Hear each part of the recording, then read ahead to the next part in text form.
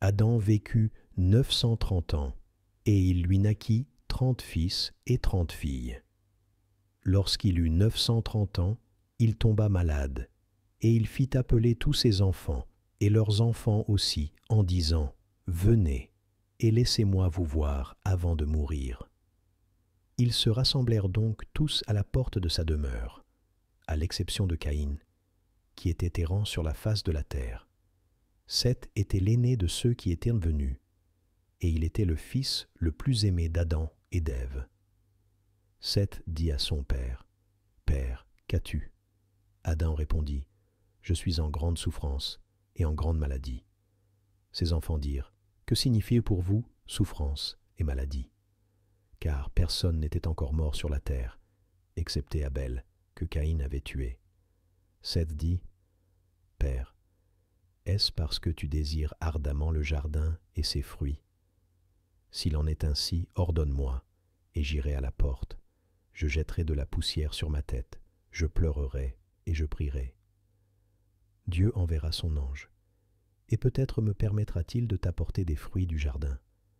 Tu en mangeras, et tu guériras. » Ève pleura aussi et dit, « Mon Seigneur Adam, donne-moi la moitié de ta maladie, et laisse-moi la porter pour toi, car c'est par ma faute que ce mal t'est arrivé. » Adam dit, « Je vais te dire ce que vous devez faire, toi et mon fils Seth. Tu iras au jardin, tu y prieras comme tu l'as dit, et tu demanderas à l'ange de me donner de l'huile de miséricorde qui coule de l'arbre de vie, et de me l'apporter afin que j'ennoigne mon corps et que je sois soulagé de ma douleur. » Ève et Seth partirent et se dirigèrent vers le jardin. Comme ils traversaient la forêt, une bête sauvage bondit et attaqua Seth. Ève fut terrifiée et s'écria, « Hélas, hélas, que deviendrai-je au dernier jour? Tous ceux qui ont fait le mal me maudiront en disant, malheur à Ève, parce qu'elle n'a pas gardé le commandement de Dieu. » Et elle cria à la bête, « Comment n'as-tu pas craint de combattre l'image de Dieu? Comment ta bouche s'est-elle ouverte contre lui? Ne te souviens-tu pas que Dieu t'a soumise à nous? » Et la bête parla d'une voix d'homme et dit, « Qu'y a-t-il entre nous et tes pleurs et tes plaintes? Comment ta bouche s'est-elle ouverte pour manger du fruit?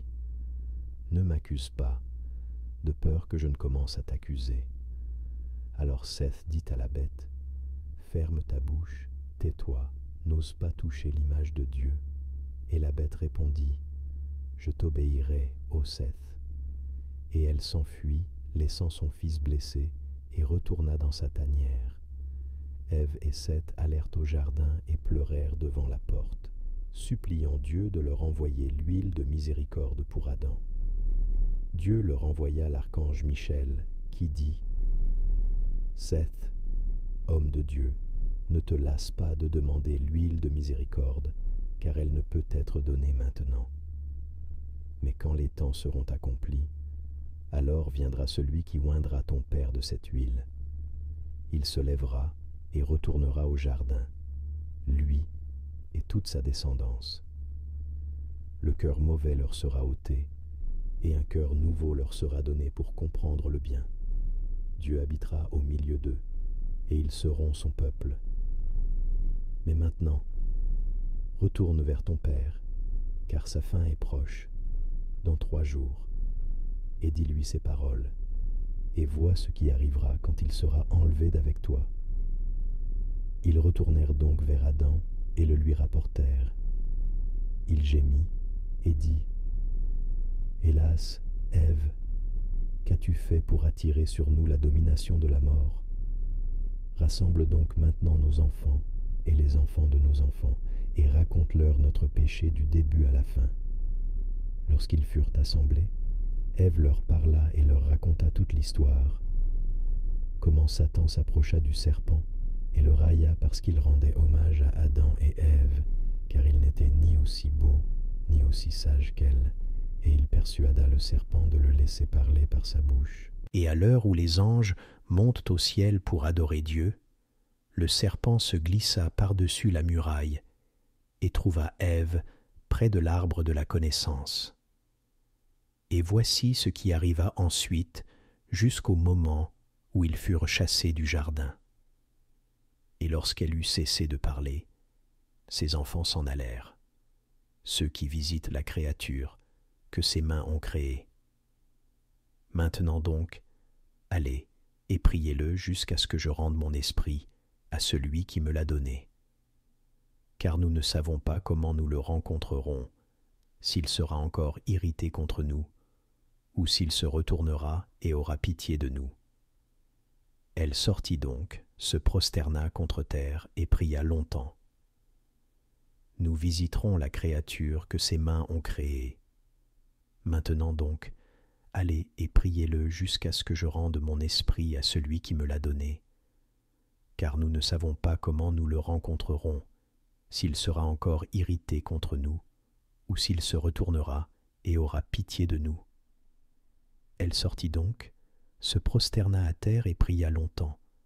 Enfin, l'ange des hommes s'approcha d'elle et lui dit : « Lève-toi, Ève, car Adam, ton mari, s'en va à la rencontre de celui qui l'a créé. » Ève se leva les yeux vers le ciel, et vit venir un char de lumière, tiré par 4 aigles brillants et escorté de chaque côté par des anges.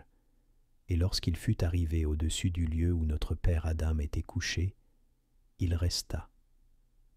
Les anges vinrent, portant des encensoirs, et se tinrent autour d'eux. Ils allumèrent leurs encensoirs. La fumée de l'encens monta et cacha le firmament. Les anges s'inclinèrent et adorèrent, disant : « Saint, aie pitié, car il est ton image, et l'ouvrage de tes mains. » Ève vit 2 êtres grands et redoutables se tenant dans les cieux. Elle fut effrayée et appela Seth en disant : « Lève-toi, Seth, viens à moi et contemple ce qu'aucun œil humain n'a jamais vu. » Il s'approcha d'elle et elle dit : « Vois-tu les 7 cieux ouverts, ton père Adam couché sur le visage, et les saints anges intercédant pour lui ? » Elle demanda encore : « Qui sont les 2 êtres ténébreux qui prient pour ton père ? » Seth répondit : « Ce sont le soleil et la lune qui implorent le Très-Haut pour mon père Adam. » Ève dit : « Où donc est leur lumière, et pourquoi leur aspect est-il noir ? » Il répondit : « Ils ne peuvent briller en présence de la lumière de toutes choses.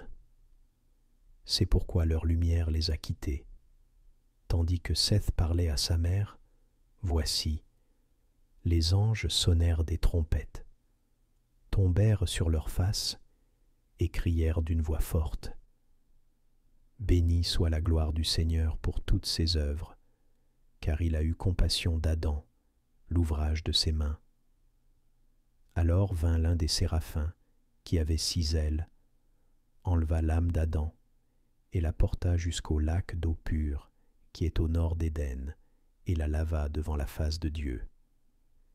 Et le Très-Haut lui ordonna de le remettre à l'archange Michel, afin qu'il l'emporte au paradis jusqu'au jour de la visitation de toutes choses. Après cela, le saint archange implora le Très-Haut au sujet du corps d'Adam. Dieu ordonna à tous les anges de venir devant lui, chacun selon son ordre. Ils se rassemblèrent, portant des encensoirs, des trompettes et des coupes remplies de parfums. Et le Seigneur des armées monta, accompagné des grands vents, des chérubins volant sur les vents et des anges du ciel l'entourant. Ils portèrent le corps d'Adam et le transportèrent dans le jardin. Tous les arbres du jardin s'inclinèrent, se balancèrent et répandirent leurs parfums. Devant la grandeur de ce spectacle et la douceur des parfums du paradis, tous les fils d'Adam et tous ceux qui étaient sur la terre furent plongés dans un profond sommeil, à l'exception de Seth. Alors que le corps d'Adam reposait au paradis, Dieu dit : « Ô Adam, pourquoi as-tu transgressé mon commandement ? Si tu l'avais observé, ceux qui te persécutaient ne se seraient pas réjouis contre toi. Cependant, je te dis qu'à l'avenir, je changerai leur joie en tristesse et ta tristesse en joie. Alors les anges apportèrent des linceuls de soie et de fin lin, et Dieu ordonna à Michel, Gabriel, Uriel et Raphaël d'y envelopper le corps d'Adam et de l'oindre de parfum.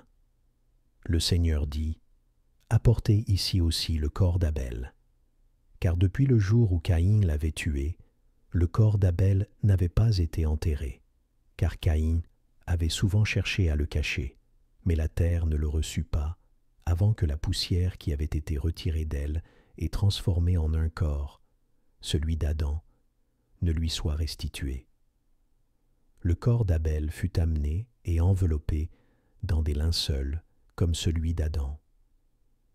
Ils furent tous deux enterrés à l'endroit d'où Dieu avait pris la poussière lorsqu'il avait formé Adam. Les anges creusèrent le tombeau et le recouvrirent. Dieu appela alors le corps en disant « Adam, Adam !» Le corps répondit « Me voici, Seigneur. » Le Seigneur dit « Je t'ai dit, tu es poussière et tu retourneras à la poussière.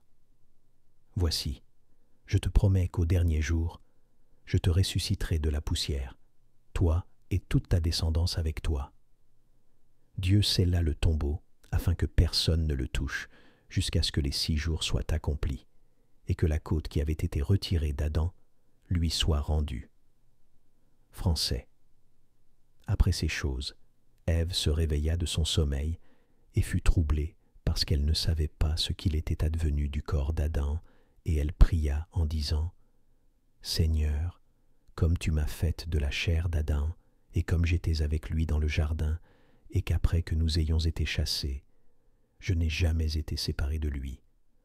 Ainsi maintenant je t'en supplie, permets que je sois enterrée avec lui, et que personne ne nous sépare. » Le 7e jour, après la mort d'Adam, Ève priait ainsi, et lorsqu'elle eut terminé sa prière, elle leva les yeux au ciel et se frappa la poitrine et dit « Seigneur Dieu de toutes choses, reçois mon esprit. » Elle rendit donc son âme à Dieu, et immédiatement les anges vinrent et prirent son corps, et l'enterra à l'endroit où les corps d'Adam et d'Abel avaient été déposés. Si vous avez apprécié cette histoire et que vous attendez avec impatience d'autres histoires incroyables, cliquez sur le bouton « J'aime » et abonnez-vous, et faites-nous savoir dans les commentaires depuis quel pays vous regardez cela.